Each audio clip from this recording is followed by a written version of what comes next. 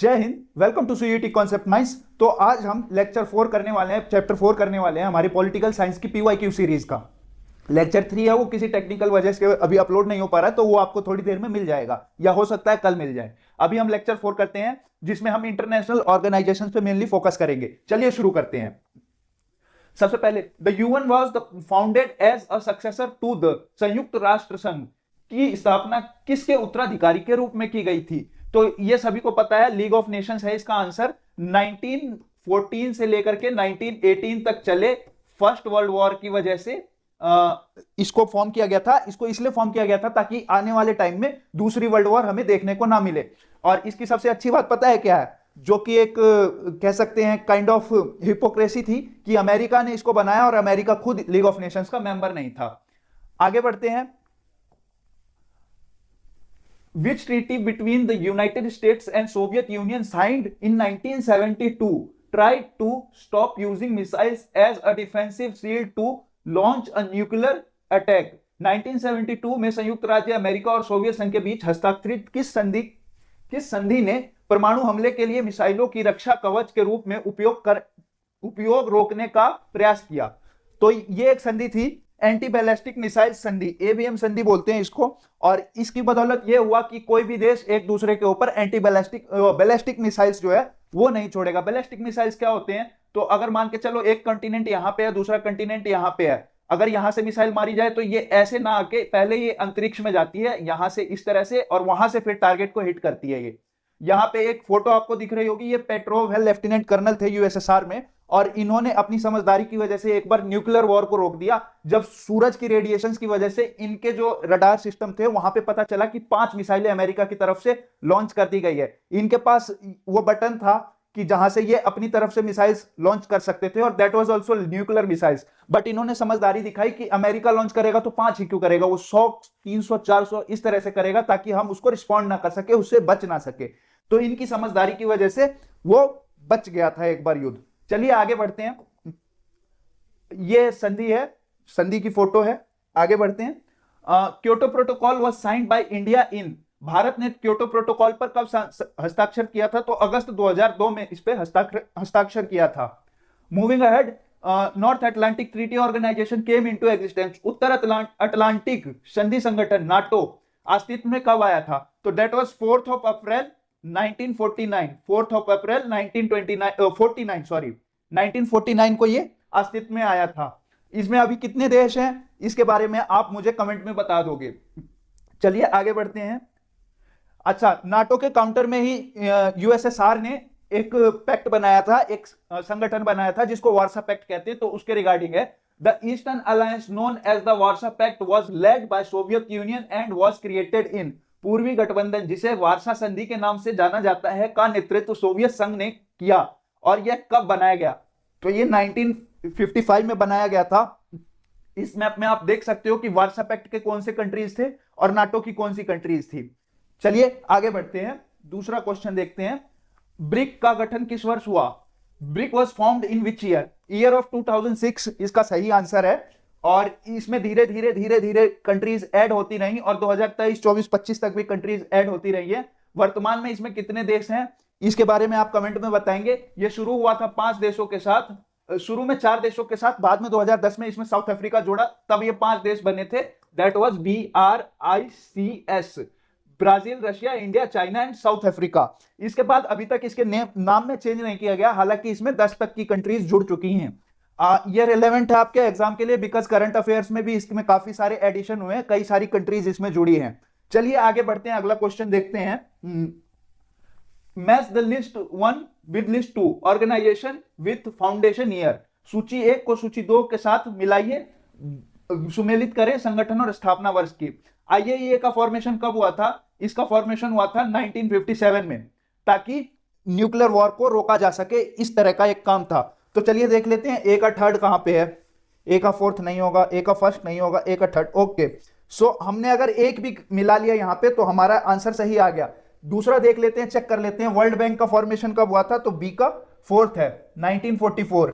Human rights council का कब हुआ था? तो सी का फर्स्ट, 2006 में। और डब्ल्यूटीओ तो सभी को पता है, गेट से डब्ल्यूटीओ का संगठन बना था, और गेट से 1995 में यह WTO बना था। चलिए आगे बढ़ते हैं। इस तरह की ट्रिक आपको एग्जाम में बहुत काम आएगी। अगर आपको एक आधा नहीं भी आता तो you can eliminate, this is called elimination method. ठीक है, जहां पे हमने देख लिया कि चलो ए का फर्स्ट नहीं, ये ए का थर्ड हमें नहीं मिला तो इसको काट दिया, ये पूरा ऑप्शन ही गलत हो जाएगा यार। आगे देखेंगे ए का फर्स्ट, ये भी गलत हो जाएगा, ए का थर्ड ओके, नेक्स्ट क्या है ए का टू, तो ऑल आंसर क्या होगा, यही होगा। ठीक है, आपको बाकी का क्वेश्चन पढ़ने की जरूरत भी नहीं पड़ी। आगे बढ़ते हैं। किस दिन को संयुक्त राष्ट्र संघ या संयुक्त राष्ट्र दिवस के रूप में मनाया जाता है? तो ये 24 अक्टूबर है दोस्तों। 24 अक्टूबर को क्यों? तो 24 अक्टूबर को ही यूएनओ का फॉर्मेशन हुआ था। इसी के 6 दिन बाद यानी 30 अक्टूबर 1984 को इंदिरा गांधी को मार दिया गया था। तो इन दो चीजों को आप इंटरलिंक करके याद कर सकते हो। और इसी से कुछ दिन यानी 8 दिन पहले समथिंग 15 अक्टूबर को हमारे जो अब्दुल कलाम आजाद जी हैं, अब्दुल कलाम जी हैं, उनका बर्थडे आता है। चलिए आगे बढ़ते हैं। नेक्स्ट क्वेश्चन, आसियान की स्थापना किस वर्ष में हुई थी? आसियान में सभी को पता है 10 देश हैं। इसकी 10 धान की बालियां इन 10 देशों को रिप्रेजेंट करती हैं और ये 1967 में फॉर्म हुआ था। सिक्योरिटी एंड इकोनॉमिक प्रोस्पेरिटी के पॉइंट ऑफ व्यू से इसको फॉर्म किया गया था। ठीक है, इसमें कौन कौन से देश हैं? फिलीपींस है, ब्रुनेई है, मलेशिया है, इंडोनेशिया है, सिंगापुर है, कंबोडिया है, थाईलैंड है, लाओस है, वियतनाम है और म्यांमार है। इसको मैप बेस्ड आप याद रखेंगे तो ज्यादा फायदेमंद रहेगा। मैप पे आपको कई बार में भी बोर्ड में अब आता है या नहीं आता है मेरे को आइडिया नहीं है, पर हमारे टाइम पे मैप में भी कंट्रीज को फिल करना आता था और ये आपको आना चाहिए। आगे बढ़ते हैं। विश्व व्यापार संगठन के बारे में सही कथन की पहचान करें। इसकी स्थापना 1994 में हुई थी। सभी निर्णय पंच प्रभुत्वशाली अर्थव्यवस्थाओं द्वारा लिए जाते हैं। यह राष्ट्रीय और अंतरराष्ट्रीय व्यापार के लिए नियम बनाता है। गेट, इसने जनरल एग्रीमेंट और ट्रेड एंड टैरिफ का स्थान लिया। तो ये चौथा जो है ये इसका सही आंसर है और इसकी स्थापना 1995 में हुई थी। 1994 गलत हो गया और इसमें सभी देश वोट करके निर्णय लेते हैं। P5 जो है ये P5 का कॉन्सेप्ट की बात कर रहा है और P5 का कॉन्सेप्ट हमारा यूएनएससी में आता है, यूनाइटेड नेशंस सिक्योरिटी काउंसिल में। चलिए आगे बढ़ते हैं, देखते हैं कक्ष के रण में सर क्रीक की सीमा रेखा को लेकर विवाद किन दो देशों के बीच में है? The dispute over the democratic line in the sir creek in the run of Kutch is between which two nations? तो यार गुजरात में अगर रन ऑफ कच्छ है तो गुजरात के पड़ोस में एक ही देश है, दैट इज पाकिस्तान। तो पाकिस्तान और इंडिया के बीच में ही है ये विवाद, यहां पे सीमा का विवाद है। आगे बढ़ते हैं। वीटो निषेधाधिकार शक्ति का सबसे अच्छा वर्णन किया जा सकता है। देखो इसमें 4 के 4 ऑप्शन सही हो सकते हैं पर हमें सबसे अच्छा ऑप्शन बताना है, ठीक है ना। चलिए देखते हैं इसको। सुरक्षा परिषद के सभी सदस्यों को प्राप्त एक विशेष शक्ति है, सही बात है, ये देखो सही बात है ना। एक नकारात्मक वोट जिसका अर्थ है मैं मना करता हूं, ये भी सही है। स्थायी सदस्यों को दिए जाने वाला मौद्रिक लाभ नहीं है ये, ठीक है। महासचिव को प्राप्त एक विशेष शक्ति, तो ये भी गलत है। अच्छा ये वीटो जो है सभी सदस्यों के लिए नहीं है, ये जैसे मैंने भी गलत पढ़ दिया तो सभी सदस्यों के लिए नहीं है। यूएनएससी में 15 सदस्य होते हैं, 5 + 10, इन 5 के पास वीटो होता है और इनके पास नहीं होता है, तो ये ऑप्शन बी इसका सही हो जाएगा। एक नकारात्मक वोट जिसका अर्थ है मैं मना करता हूं, a negative vote which means I forbid. Moving ahead, the question is वैश्वीकरण के बारे में कौन सा कथन सत्य है? Which of the statement is true about globalisation? वैश्वीकरण विशुद्ध रूप से एक आर्थिक घटना है, नहीं। वैश्वीकरण के जरिए हम सांस्कृतिक रूप से भी चीजों का आदान प्रदान करते हैं। किस तरह से करते हैं तो मैं बताता हूं। ये जीन्स हम पहनते हैं, ये इंडिया की नहीं थी, ये चीज कहां की थी? अमेरिका की थी, लेकिन वहां से यहां आई तो ये पहनावा भी हो गया। इसी तरह से आज का पॉप कल्चर हम देख सकते हैं, ये सारी अमेरिका से आई हुई है इंडिया में चीजें।